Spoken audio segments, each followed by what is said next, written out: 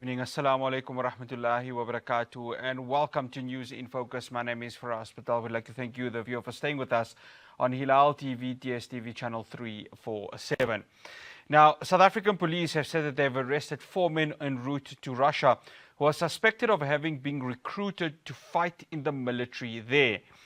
Now, the men were stopped at the boarding gate in Johannesburg just this past Friday, weeks after reports of another 17 South African men were stuck in Ukraine after being lured into joining mercenary forces with the promises of lucrative contracts. Now, do bear in mind that it is illegal under our law for citizens to provide military assistance to foreign governments or participate in foreign armies without authorization.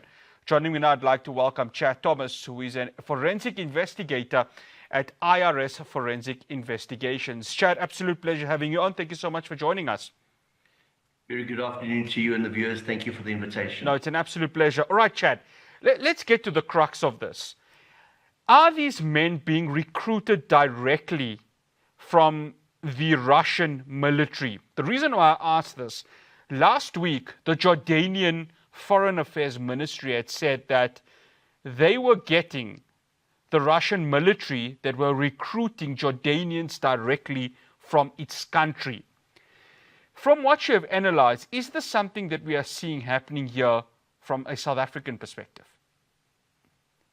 South Africans, from a military perspective, have been in high demand since the end of apartheid. We saw organizations like Executive Outcomes, Saracens, using South Africans in conflict zones, in theaters of war, specifically within the African context perspective. We're now seeing that people are being recruited either by mercenary outfits who have contracts with respective militaries or those governments of those militaries to fight in these so-called wars. Now, this particular instance is of concern because we don't know the purpose of people being sent overseas. We don't know whether they were in fact recruited specifically for the Russian-Ukraine conflict, whether they were going for training like we've seen with the other issues involving the MK party, or whether in fact they were being lured there under false pretenses. We've seen trafficking in many forms taking place, especially amongst vulnerable South Africans who are wanting a better life. But this is of concern because we have seen South Africans in other conflict zones where they shouldn't be, that have been recruited specifically for military type purposes. And it's the reason why an act was promulgated in 1998 specifically regulating foreign assistance military from South Africa by South Africans as private individuals. Chad, we just saw a picture now of Jacob Zuma, the former president of the country, and of course the MK party leader. Now, why he comes up is that there are allegations that his daughter, Zile Zuma Sambundla, was allowing this facilitation of South Africans to go and fight in Russia. Now, I don't want to get to the political aspect of this, but are we in a situation where potentially political parties, members of parliament, I know she has stepped down as a member of parliament as per this past Friday, but is there a realistic chance that politicians or members of a political party are the facilitators of South Africans moving to fight in war zones like what we have read about in the Russia-Ukraine war? So look, it's probable. There's a couple of things that we need to address here. When one looks at the wars in Iraq and Afghanistan that were waged by the Americans, they had what was called PMCs, private military contractors, one of the biggest in the world being Blackwater. And they recruited a lot of South Africans, specifically white males that had served in either our special task force of the police or in the special forces of the military or in other organs of state that involved some or other military or policing background. There were people of other races, but it was primarily white men that were recruited because of their skill set. What we're seeing playing out with the MK party and the members that were purportedly recruited through the leader's daughter, who subsequently resigned all of her positions within the MKP, was untrained people. Now, at the outset of the conversation, I spoke about people with a specific skill set being recruited because they have that type of military and police training.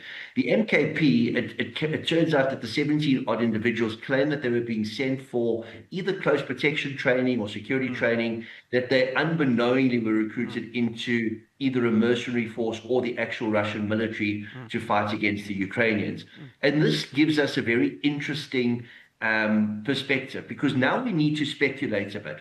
Are they being recruited because it's being monetized? Yes. And MKP or people within MKP or people associated with MKP were monetizing a situation? That would be human trafficking. Yes.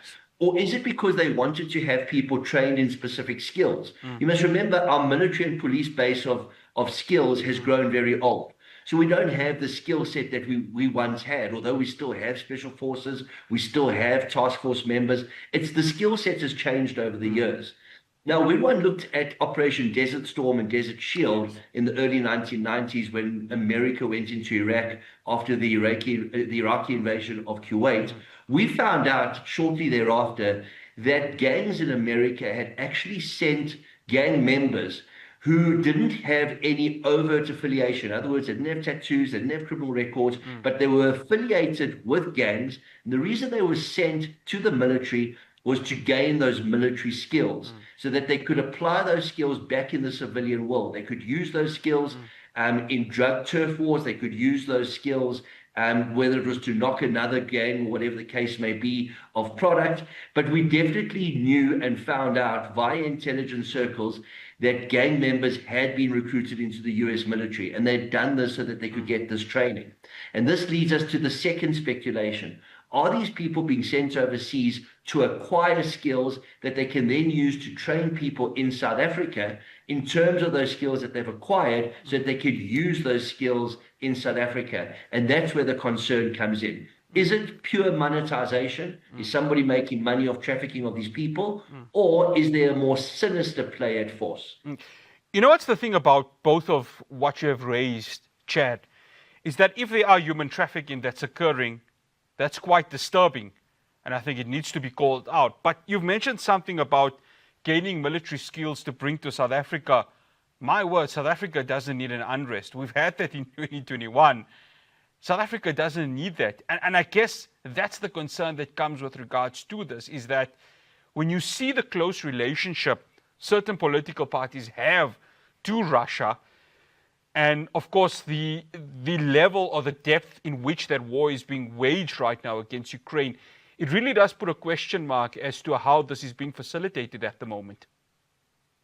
It is. And something I raised last week, which I thought was of interest, is if you look at MKP as a party or an organization, and you look at other organizations that may not necessarily be politicized, some are politicized, some aren't, some are there as NPOs and NGOs, and you had to compare what MKP members have purportedly done to whether these organizations would ever engage in something similar, the narrative would be completely skewed and completely different. And I use the example of an organization like Solidarity or AfriForum recruiting young white males and sending them to fight with Israel in Gaza. Or if you take, for example, Gift of the Givers, recruiting young South African Indian males and sending them to Yemen to fight on the side of the Houthis. Can you imagine how skewed the narrative would be?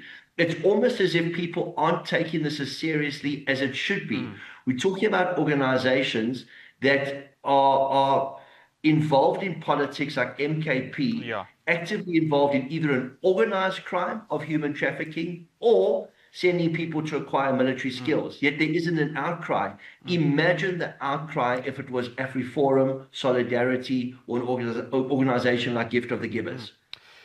Chad, I want to bring in, and we're going to touch, after the break on, the RFMA Act 15 of 1998, because I think this is quite an important one. But in the provisions within that act, the prohibition of mercenary activity, the use of mercenaries, because we're seeing a lot of mercenary groups occur, whether it's from the Russian side or the Ukrainian side. What are the chances we at that moment in terms of South Africans potentially fighting there? Because, of course, when it comes to mercenaries, it does probably require a high level of military expertise. Yeah, so this is the whole misnomer of all of this. You're talking about people without military skills being sent to Russia purportedly for security training and who've landed up fighting. They don't have a skill set. Yet South African skill set have been sought after since the early 1990s. I mentioned executive outcomes, I mentioned Saracens, and I mentioned multiple conflict zones throughout the African continent where South Africans have popped up as mercenaries. The term mercenary people don't like to use anymore because mercenary says exactly what it is. It's somebody who's fighting for money. It's a soldier of fortune. They now call them PMCs, private military contractors, and it's an American term to give some kind of protection to these mercenaries, because that's what they are. They're fighting for money. They're not fighting for a cause. They're not fighting for a country. They're fighting for money. And that's why we brought out legislation in South Africa. Didn't prevent people from going to fight in Afghanistan and Iraq as PMCs for American companies. Yet we've got that legislation in place and people do need to be prosecuted. Hasn't stopped young Jewish South African men going and joining the IDF and fighting in Gaza. They need to be prosecuted.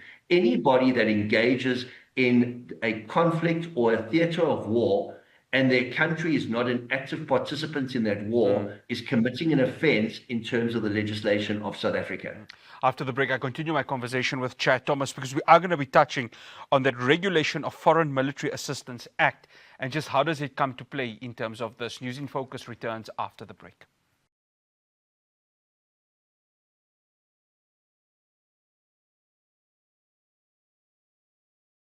Welcome back to News in Focus. Now, I'm just going to read to you before I go to Chad the actual, just a short summary of the RFMA Act 15 of 1998. Now, it's of course a South African law that controls the involvement of South African citizens, permanent residents, and juristic persons in foreign military activities. I'm going to come back to you on this, Chad, and thank you so much for joining us. I guess there's much more depth when it comes to this act, Chad, but it's quite clearly that if these South Africans are fighting for the Russian military or whatever supposed mercenary forces within the Russian military, the prosecutions are going to be quite heavy, isn't it? But how detrimental is it given that South Africans, we still have South Africans fighting for another military, another country in the 21st century? There's so much to unpack with our massive unemployment and a lot of people being made redundant who worked within that environment of either the military or the police looking for greener pastures. It means that there will always be people that are available to fulfill these mercenary type roles. The act is very clear. There is no leeway whatsoever. You cannot go fight for another country or fight in a conflict zone or a theater of war as a mercenary. There's no ifs, there's no maybes, there's no grey areas, nor can you give advice, nor can you supply weaponry. We have the NCACC as a body that's responsible for monitoring this, and that includes not just the supply of a warm body as a soldier, but it also controls the supply of weapons into conflict zones, because South Africa also has a large cache of weapons. It has weapon manufacturers, and it has weapons that can be exported along with ammunition. It also includes equipment that can be used in the theater of war, radar, intelligence, signal, that type of equipment. So that act is very clear, and we need to understand that until we see prosecution, so the investigations have to take place by a unit called CATS. CATS is crimes against the state, and this would be from the perspective of the DPCI, which is the Hawks, a crime that would be investigated by CATS based on a recommendation by the NCACC. And the reason why it would be a crime against the state is because of our reputation on the global stage. Here we are as a country fighting at the ICJ for justice in a genocide, yet we find out that we've got people fighting in another war in another jurisdiction, and in that theater of war they could be carrying out war crimes or being instructed to carry out war crimes or be party to war crimes. So from a reputational perspective, South Africa can't on the one hand be at the ICJ fighting for justice, and on the other hand allowing its citizens to fight in other jurisdictions for other people's battles.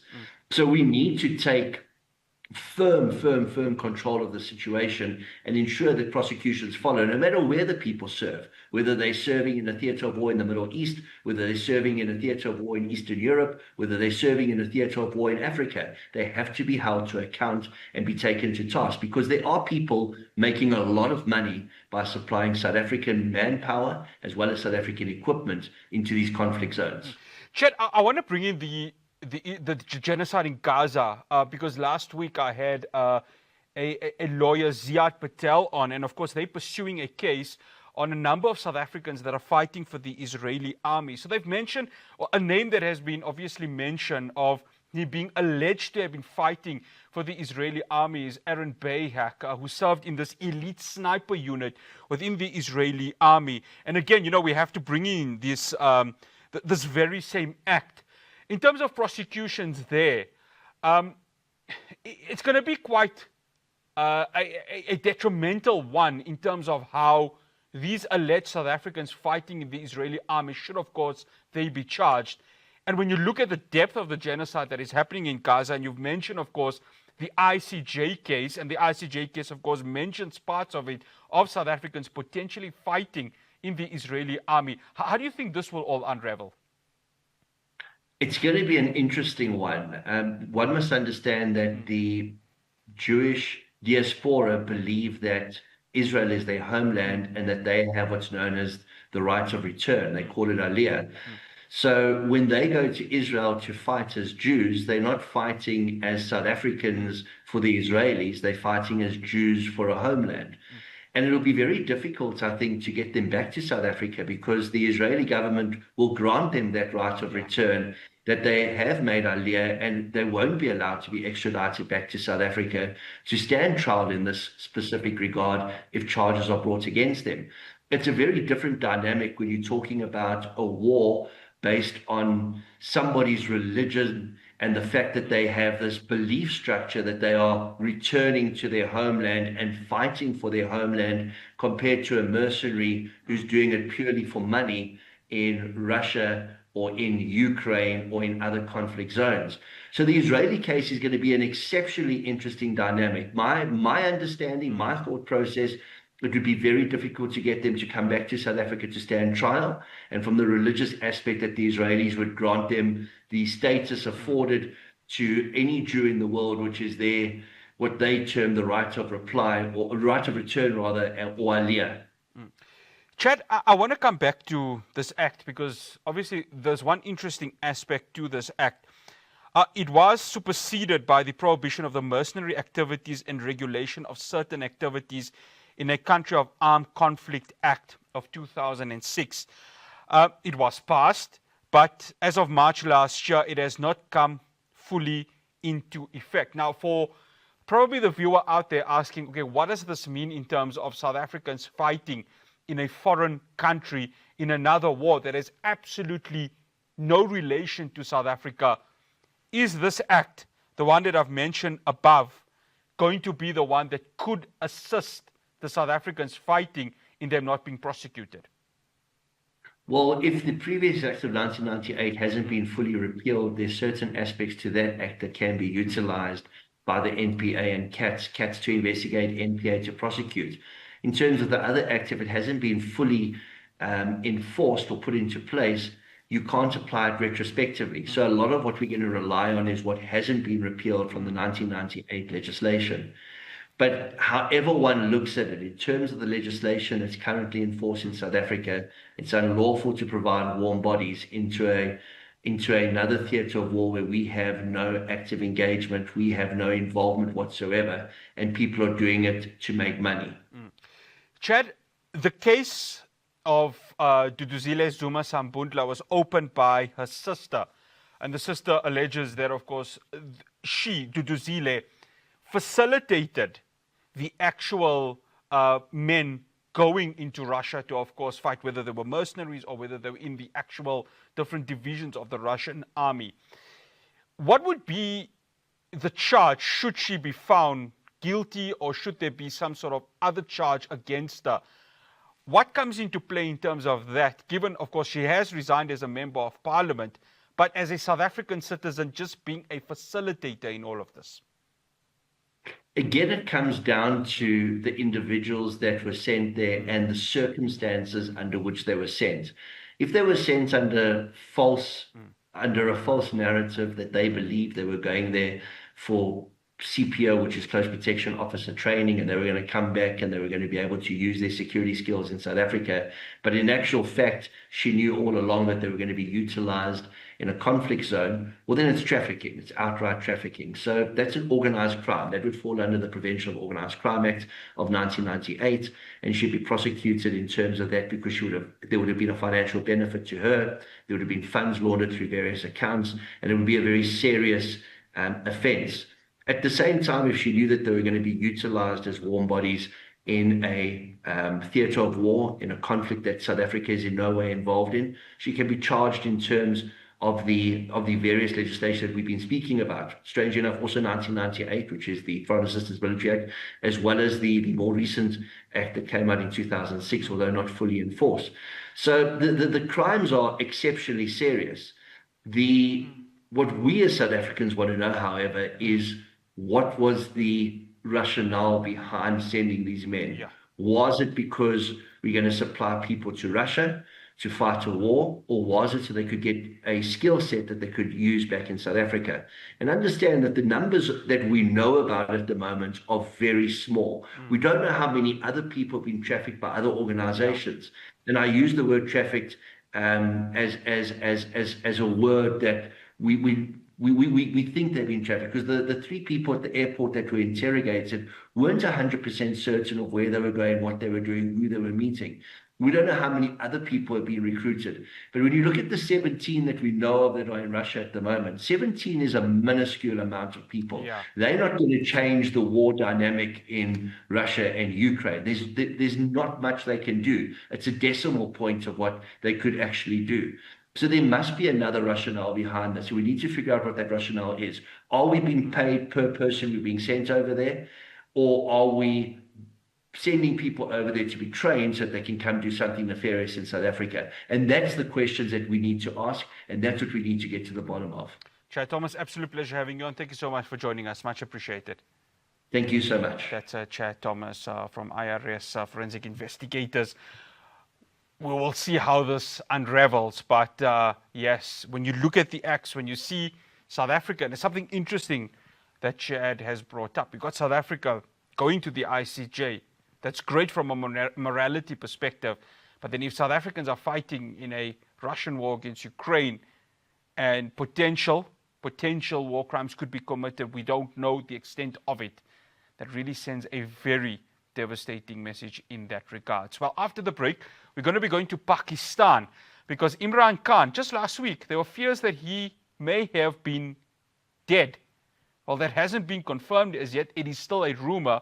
But this is a president that potentially has the backing of most Pakistanis. I'm going to be speaking to Professor Junaid Ahmed after the break.